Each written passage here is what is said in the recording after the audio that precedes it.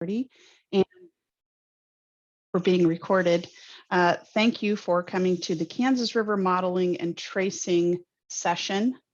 And we're going to get started. We've got 45 minutes, of which we'll have 2 presenters, each with about 15 minutes each, and then questions for 5 to 7 minutes. If you could leave your questions in the chat box, we'll get to those at the end. And we'll be saving the questions until the end of each presentation, but we do encourage you to use the chat function. We will offer time at the end, but any questions that do not get answered, we will forward to the speaker to answer at their discretion. So as we get started, we are going to have up first will be Chantelle Davis with the USGS, and I'm going to give a little bit of information about her. Using her background in environmental geology, Chantelle utilizes her knowledge of the processes and interactions of the earth at the USGS Kansas Water Science Center. Growing up on a small farm in Northeast Kansas jump-started her passion for water and the earth. Splitting her college education at Fort Hays State and the University of Kansas gave her firsthand experience with the precipitation gradient across the state. Chantelle has studied ephemeral streams, groundwater, surface water interactions, statewide hydrologic conditions in Kansas, and travel times and concentrations of a conservative tracer in the Kansas River. And with that, welcome, and we look forward to your presentation. Thanks, Dawn. Everybody hear me okay? See everything you're supposed to? Perfect. All right. Good morning, everyone. I will be presenting on the time of travel study that's currently underway on the Kansas River. I'm going to cover the background of this research, how we are currently conducting this study, and some preliminary results that we have observed thus far. So if you are unfamiliar with the Kansas River, it provides water for over 800,000 people in the state. It is the primary source of drinking water, irrigation, and recreational activities such as kayaking, paddleboarding, and fishing. The objective of this research project is to develop and calibrate a time of travel model to aid in the decision-making by water suppliers along the Kansas River. Cooperators with the USGS Kansas Water Science Center for this research include the Kansas Water Office, Kansas Department of Health and Environment, the Nature Conservancy, the City of Lawrence, the City of Manhattan, the City of Topeka, the City of Olathe, and Water One. So it's a big group of supportive people on this project. In order to calibrate the time of travel model specifically to the Kansas River and develop a web application with field verified data, we will need to collect data along the 153-mile long river. I would like to take this moment to highlight the incredible work of my team on the surface water section of the USGS Kansas Water Science Center and the cooperators of stream gauges along the river as well, as this study relies heavily on the data of 21 of our real-time stream gauges within the Kansas network. There are a few models in existence that predict time of travel along the Kansas River, but these models do not have data that support their predictions. Additionally, these models have large discrepancies between each other.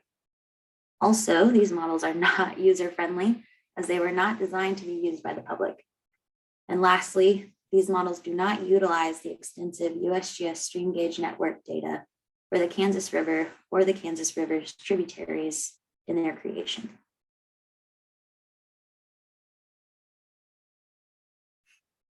Extensive research and analysis on over 900 dye tracer studies was done by Harvey Jobson in the 1990s. This research developed equations that can be used to predict in-stream travel times and concentrations of soluble contaminants during steady state flow conditions. These equations were developed using drainage area, channel slope, mean annual discharge, and instantaneous discharge to compute the most probable flow velocity and the maximum probable flow velocities. These equations developed by Jobson were utilized to develop model predictions along our own Kansas River. So we know the drainage area, we know the mean annual discharge, and the instantaneous discharge values. But where the problem begins is with the channel slope aspect.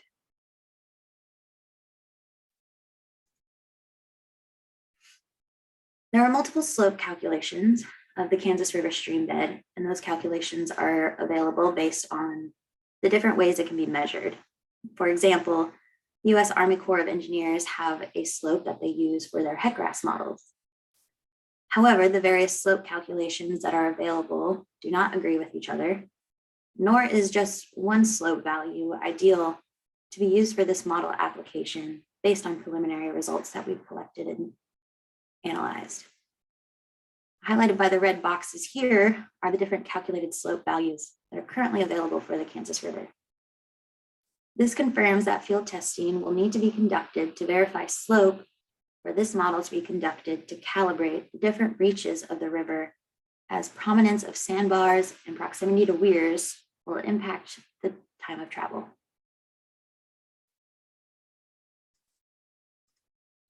The discrepancies of slope values used in current unverified models are apparent in the most probable velocity travel time predictions highlighted in the red boxes here, with blue being the USGS average, green being a no slope equation model, and the black being the US Army Corps of Engineers.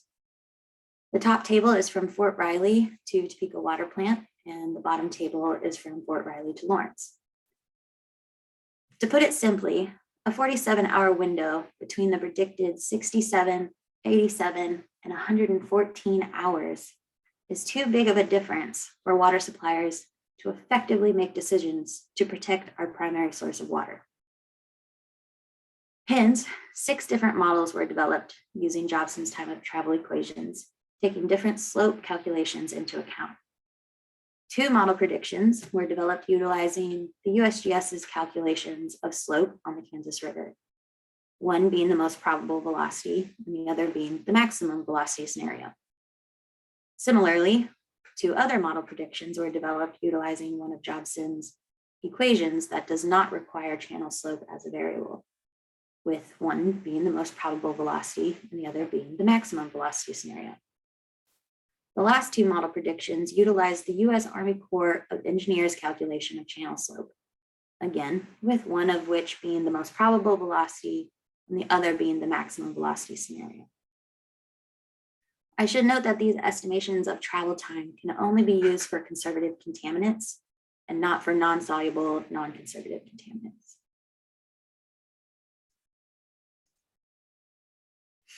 This leads us to the objectives of the Kansas River Time of Travel project. Ultimately, the calibrated model will be used to develop a user-friendly web application to predict time of travel more accurately along the river. The idea is a user can input a stream value or even use the real-time data from the USGS stream gauging network and select a spill or point source location along the river, and the application will produce a result of the USGS verified prediction of time to the leading edge, the peak, and the trailing edge of the plume.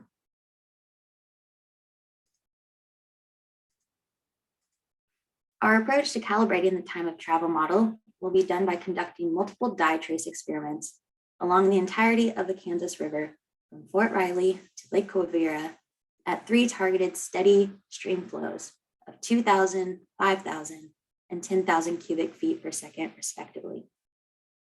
The dye we are using in this research is a rhodamine water tracer dye, which is harmless, non-toxic, and cannot be seen by the naked eye upon its mixing with the river. Concentrations of the dye do not and will not exceed 10 parts per billion at any of the municipal intakes along the Kansas River. And here on the right-hand side of this slide is some USGS scientists that are conducting dye trace experiments that we've already completed.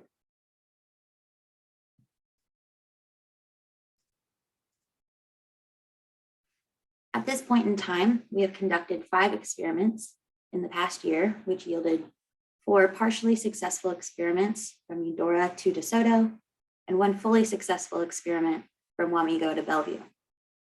The partially successful data is due to the concentrations of the rhodamine dye being far less than initially predicted, which yielded observed data only at DeSoto and not at Water 1 as we had planned.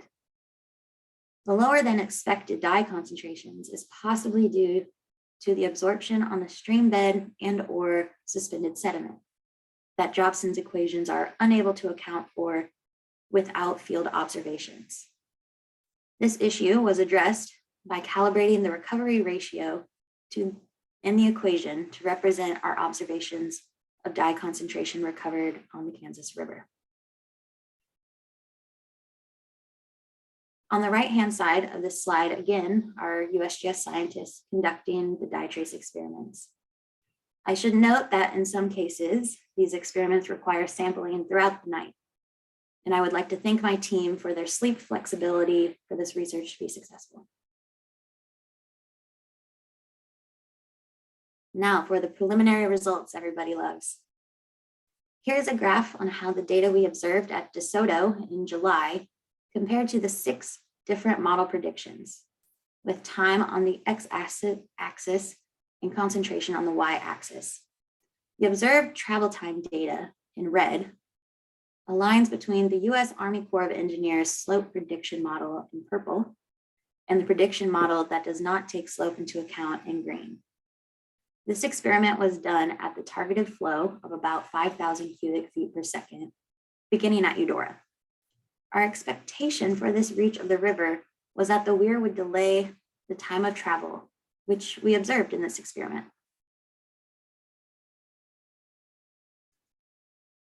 Here is a graph on how the data we observed at Bellevue compared to the 6 different uncalibrated model predictions. Again, with time on the x-axis and the concentration on the y-axis. The observed travel time data in red aligns very well with the USGS slope prediction model in orange. This experiment was done at the targeted flow of about 2,000 cubic feet per second, beginning at Wamego. Our expectation for this reach of the river was that the lack of a weir nearby would not delay the time of travel, which we observed in this experiment.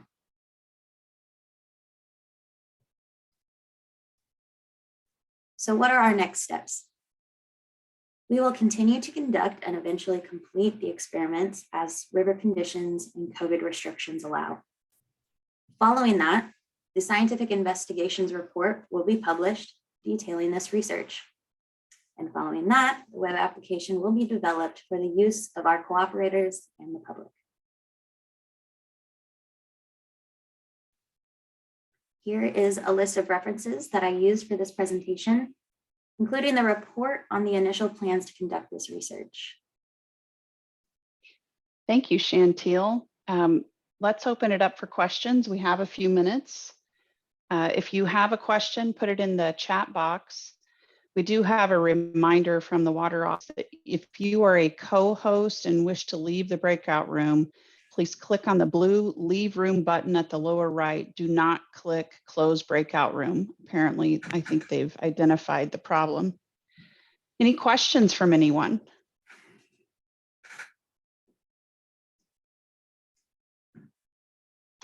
So I have a question. Oh, here we go, from Don Whitmore.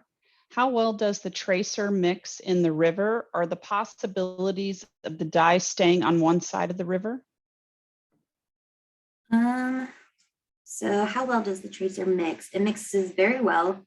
There are equations to calculate how long it takes as far as distance for when it's completely mixed throughout the entire channel. But basically it works wonders. As far as the possibilities of dye staying on one side of the river, if I'm understanding your question correctly, it mixes entirely, so it's unable to stay separate from one side or the other. I think that's what I'm understanding from that question. Well, and I would say from my own experience that as it mixes, and if the river's low at that, I think you said 2000 CFS, it is going to go back and forth because the channel will bump back and forth around the sandbars. I find this fascinating because as a river user, we watch the flows, and it's like on the back of your paper calculation, figuring out how long it's going to take us to get places. And we kind of have a rule of thumb that it takes 48 hours for the water release at Tuttle Creek to make it to Lawrence.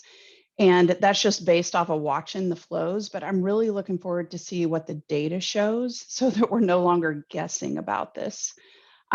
Sarah has a question here.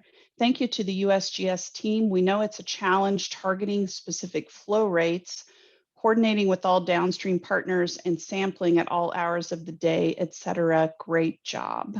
There's a comment for you. Thank you, Sarah. Yeah, the whole team actually is always looking forward to doing a run. I get asked frequently from my team, when are we doing another one? So. Well, thank you, Chantelle. This is exciting research that you're doing, and I look forward to hearing more about the results. Let's move on to our next presenter, and we'll talk a little bit more about some of these things. This is with Thomas Williams, and Thomas, you're up next if you want to bring your slideshow up. Thomas is a hydrologist at the U.S. Geological Survey Kansas Water Science Center. He leads multiple cooperative research projects with a focus on monitoring water quality conditions in the lower Kansas River Basin. Thomas received a bachelor's degree at the University of Missouri and master's degree at the University of Iowa. Welcome, Thomas. Thank you very much. Thanks for everybody for joining this session. Please let me know if you can see the screen here. Hopefully you're seeing my titles page for this presentation. And can everybody see that? You're not. You're not. Well, I don't. Does anyone else see it? Oh, no. No. Well, let's try it again.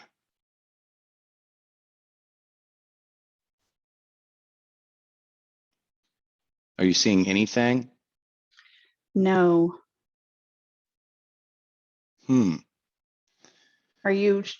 Does it show that you can share screen at the bottom? Yeah, I'm selecting my window here. Oh, here we go. There you go. You can Now see a we doc. see it. Yep, thank you. All right. Okay, now hopefully you can see my title page here. As Dawn said, my name is Thomas Williams. I'm with the USGS Kansas Water Science Center. And again, thanks to everybody for joining us.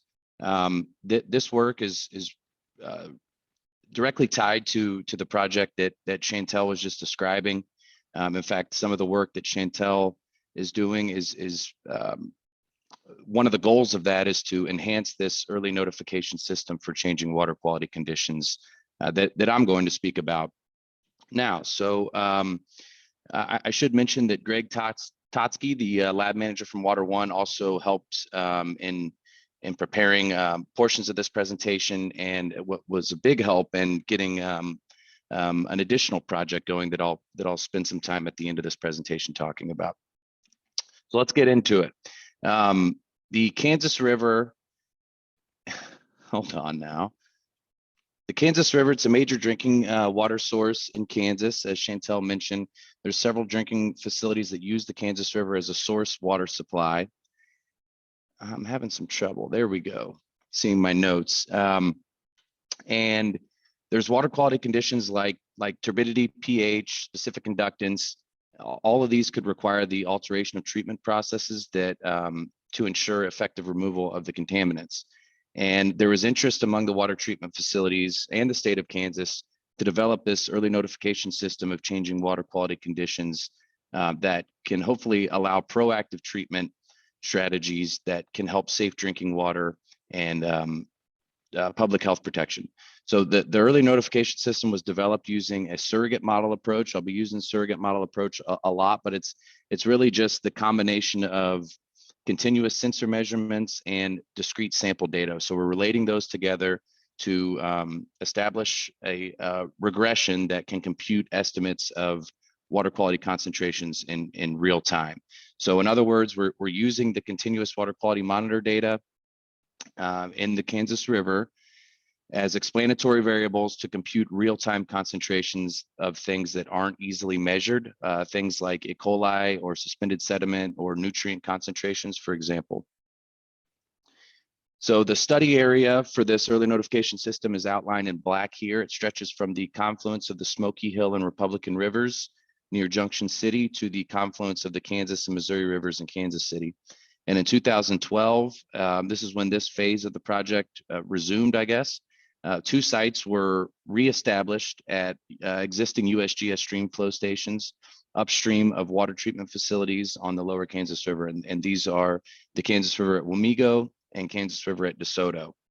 Then in 2016, we added a continuous water quality monitor at the Kansas River near Lake Quivira. That's the official USGS name, but throughout the presentation, I'll probably refer to it as the Water One intake, and specifically Water One's Kansas River intake. And then in 2018, we added a 4th site at the Topeka water treatment plant to represent kind of an intermediate location. These are shown in the red triangles here. To estimate the changes in water quality conditions in real time, we're using, as I mentioned, a combination of continuous and discrete water quality data at Wamego, Topeka, and DeSoto, in addition to stream flow. In 2012, we redeployed the continuous water quality monitors at Wamego and DeSoto. These collect 15-minute data for water temperature, specific conductance, pH, dissolved oxygen, turbidity, and chlorophyll and phycocyanin fluorescence. And then at DeSoto, we also have a continuous nitrate monitor just at the DeSoto site. These monitors, and then as I mentioned, we added Water One and Topeka in 2016 and 2018 respectively.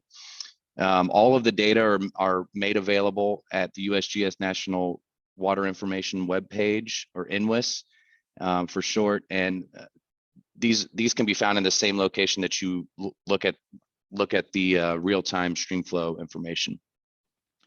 So there's some pictures here of some of the deployments and the monitors themselves. We typically suspend these from bridges for accessibility reasons.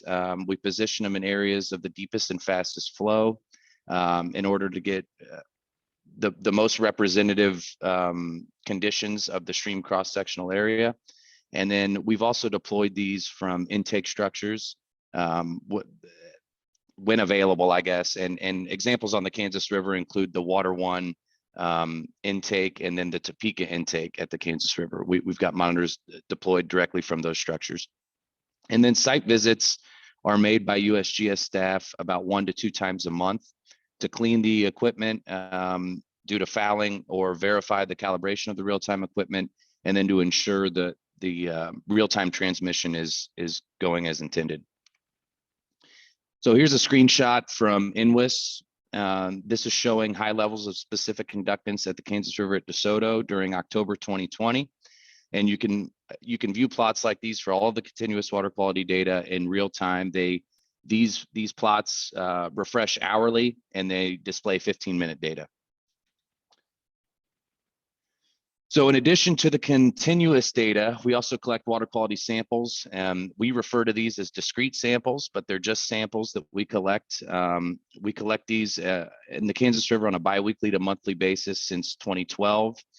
All samples we collect for major ions, dissolved solids, nutrients, suspended sediment, fecal indicator bacteria, phytoplankton abundance, the cyanotoxin microcystin, and taste and odor compounds in all of the samples. And then the graphs here demonstrate that the samples are generally collected over the observed range of hydrologic conditions throughout the study period. So in the top right, we're looking at the samples collected since July 2012 at the Wamego and DeSoto sites. And you can see that they're evenly spread throughout the range of stream flow conditions at those sites. And then similarly, you can see that same information at the Topeka site in the lower right. There's a lot less samples that have been collected there because the site wasn't established until 2018. So using the combination of the continuous and discrete water quality data, we've developed these surrogate models shown here at the Wamego and DeSoto sites. And again, the surrogate models are defined as models that use the continuous stream flow and water quality data as a proxy for estimating concentrations of water quality constituents that are not easily measured in real time. They can also be used to provide estimates of loads. Recently, we added a hardness model at the Wamego and DeSoto site. There was interest from the water quality group. Chantelle mentioned several of the stakeholders earlier in her presentation, and recently Evergy joined the project as well. We see water hardness here at the Wamego and DeSoto sites since 2012, and you can see there's a tight relationship with hardness and specific conductance. And in fact, about 90% of the variance in hardness can be explained by using specific conductance alone as the surrogate. The surrogate models were developed using ordinary least squares regression to relate the discrete sample concentrations to the continuous water quality monitor data. Available explanatory variables include everything that the continuous monitors collect data for. So specific conductance, pH, water temperature, dissolved oxygen, turbidity, chlorophyll, and stream flow. We also have the potential to use seasonality as an explanatory variable. And we consider all of the combinations of these variables as potential models. We also consider previously published surrogate model forms, and then, of course, overall model simplicity. Linear regression models were evaluated based on several diagnostic statistics shown here. And specifically, we're looking for relatively high R squared and relatively low model standard percentage error and prediction error sum of squares. To demonstrate the surrogate model application, here's a model of chloride at the Kansas River at DeSoto. We can see a tight relationship with specific conductance. This makes sense since specific conductance measures the ability of water to conduct an electrical current. And it's a positive relationship. It increases as ion concentrations increase. Also a plus is that the conductance sensors are pretty easy to operate. They fail pretty rarely, and again, they're easy to operate. They're pretty cheap. On the left, we see the relationship between specific conductance and chloride, strong R squared of 0.94, and the calibration or the model developmental data are shown in red, and then shown in blue are the model validation data. So the validation data are the data that we've collected after the model was developed, just to ensure the model is performing as intended and just assess overall model performance. And then on the right are some model diagnostic plots showing standardized residuals compared with computed chloride time in the upper right, stream flow in the lower right, and then observed versus computed chloride in the lower right. Sorry, stream flow is in the lower left. So we've developed the models. Now, where do we access the information? Well, the USGS has a web application that displays all of this, all of the surrogate models that have been developed in the United States. It displays real-time concentrations computed by the surrogate models. It displays also information related to the methodology for model development, model form, and then the associated model development data, as well as the model validation data. This all can be informative for decisions regarding drinking water treatment, regulatory programs, and public safety. Here's a plot from the National Real-Time Water Quality webpage, or NRTWQ. This is the surrogate model for chloride concentration at the Kansas River at DeSoto. We were looking at some of the model diagnostic plots for this earlier. This is displaying the computed 15-minute chloride concentrations during 2018. The black line, I don't think you guys can see my, oh, hopefully you can see my mouse now. This black line right here is the computed chloride concentrations throughout the year of 2018. The overlaying red dots are just the discrete samples that we've collected during that time, again, to assess model performance. 13 out of the 14 sample concentrations were within the model's 90% prediction interval, which is this gray band surrounding the computed concentrations here. In June of 2018, circled here with the red circle, we see that chloride concentrations in the river exceeded the EPA secondary drinking water threshold of 250 milligrams per liter. These were the highest chloride concentrations in the river during the study period, and they were of interest to water suppliers and manufacturers that use the Kansas River as the source supply. And the high concentrations of chloride coincided with low flow in the river and high proportions of flow from Wilson Lake via the Saline River and Lake Canopolis through the Smoky Hill River. And then recently we're seeing similar conditions, and also in October 2020, we had a similar event, which I'll show here. We can see the continuous specific conductance data during October 2020 at DeSoto on the left, and then on the right is the computed chloride concentration. So you can see that they're following the same relative trend because specific conductance is being used to compute this chloride information on the right. So water treatment managers could use this information. This is a good example because we can see pretty low chloride concentrations at the beginning of October. Things seem fine from a water treatment standpoint, but then pretty rapidly, within a matter of a couple days, there's a pretty big, sharp increase in chloride concentrations. And then eventually in mid-October, we exceed that 250 milligram threshold. So within a matter of a couple days, you can see that chloride concentrations can change pretty quickly. And if we can anticipate this coming downstream, then water suppliers can proactively adjust their treatment strategies and be ready for it. Again, flow conditions were similar to what I had just described. There was low flow in the river, high contributions from Smoky Hill and Saline rivers, as we just saw. And then the blue dot on this plot it's a chloride sample collected by Water One laboratory, and it nicely plots within the 90% model prediction interval. So it wasn't just chloride at the time that was exceeding the thresholds, but also we were looking at elevated bromide concentrations. Having these continuous water quality monitors in place during this time led to that new agreement that I was talking about on my very first slide for bromide monitoring in the Kansas River.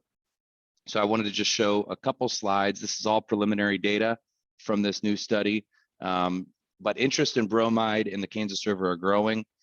The presence of bromide in the Kansas River or in a source water can promote the formation of bromate, which is a regulated disinfection byproduct during ozone treatment processes for drinking water. Also, preliminary KDHE sampling indicates that bromide concentrations may be trending upwards throughout the state. And we are now in the process of collecting data to develop a new surrogate model for bromide concentrations, similar to the chloride model that we just spent some time looking at. And then, so beginning in January 2021, we began collecting these bromide samples in cooperation with Water One to enhance this early notification system by adding estimates of bromide concentrations upstream of the Water One Kansas River intake, because Water One is now using ozone treatment. Water One's also been collecting bromide samples at their intake since 2018. And these plots show bromide, all of the bromide data collected by Water One and USGS at the 4 sites in the Kansas River since 2018. On the left, we see the positive relationship between bromide and specific conductance data, which we're already collecting the specific conductance data at 4 sites on the Kansas River, as I've mentioned. And then on the right, we see the generally negative relationship with stream flow. 71% of the samples were greater than or equal to the ozone treatment level of concern of 100 micrograms per liter or parts per billion.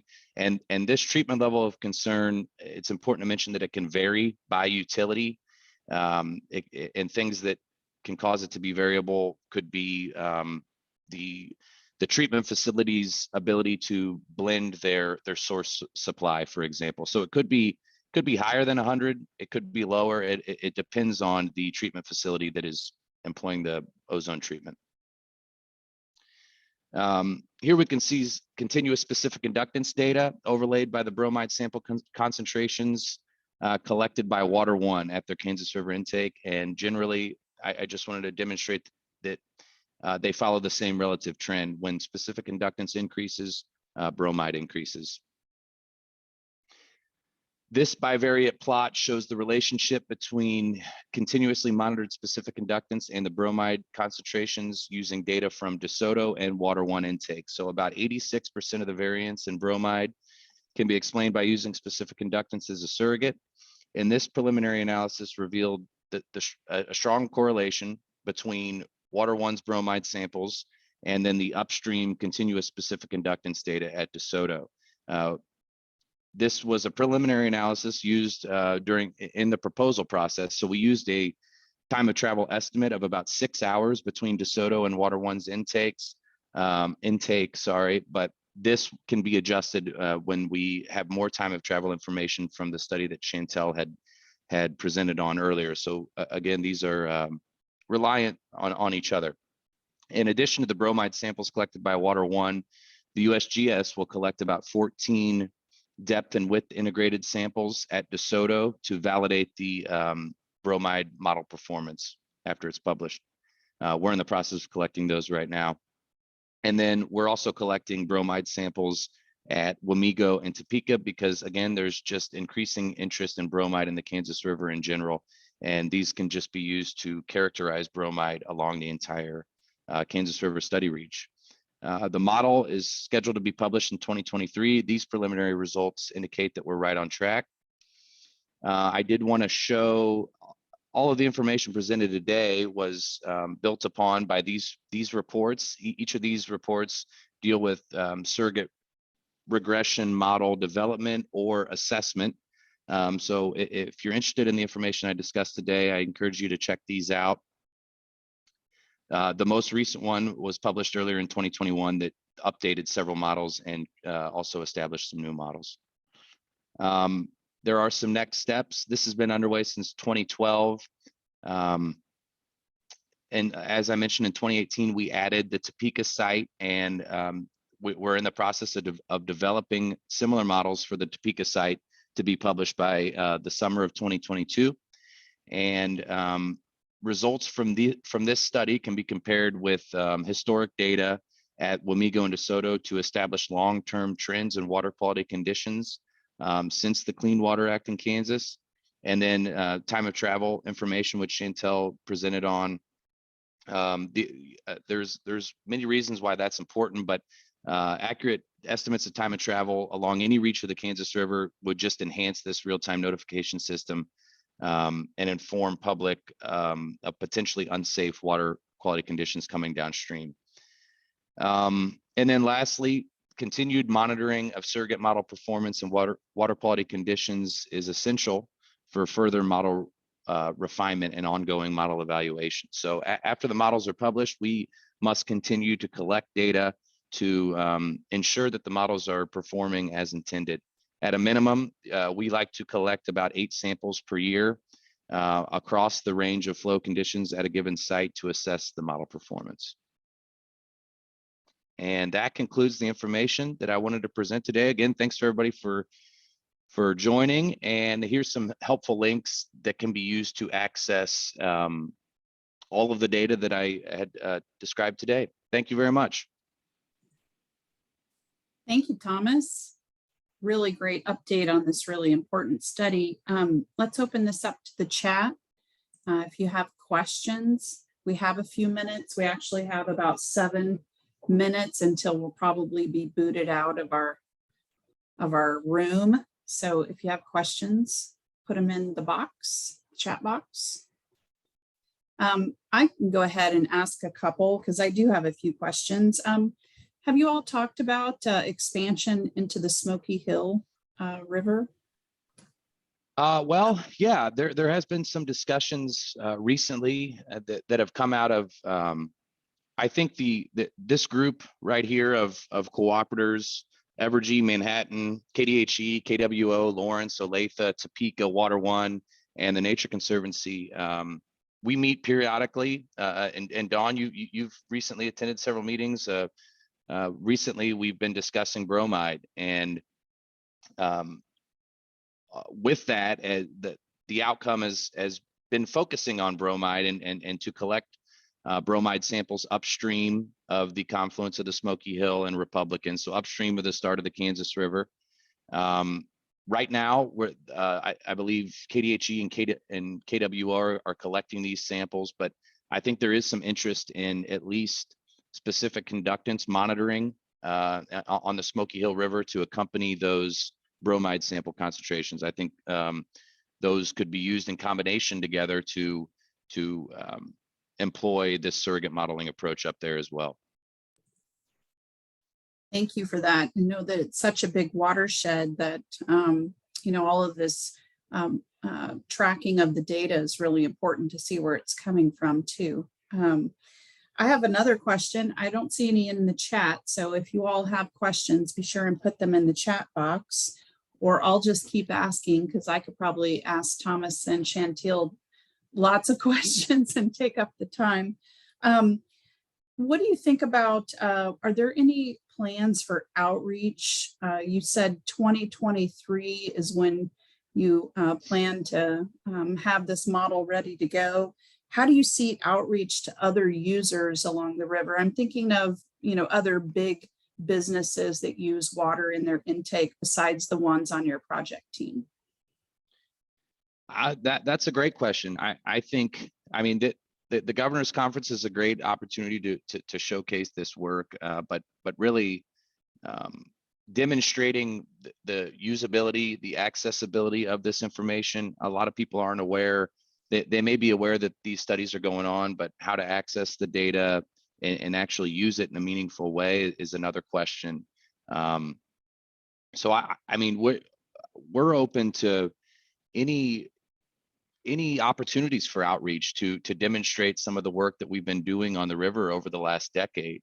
There's all kinds of work, not just the stuff that we presented today. And then there's several different web applications that USGS provides that can be used to use this information in different ways, depending on your need. So please, Dawn, if you think of instances in the future of potential outreach situations, please pass those along.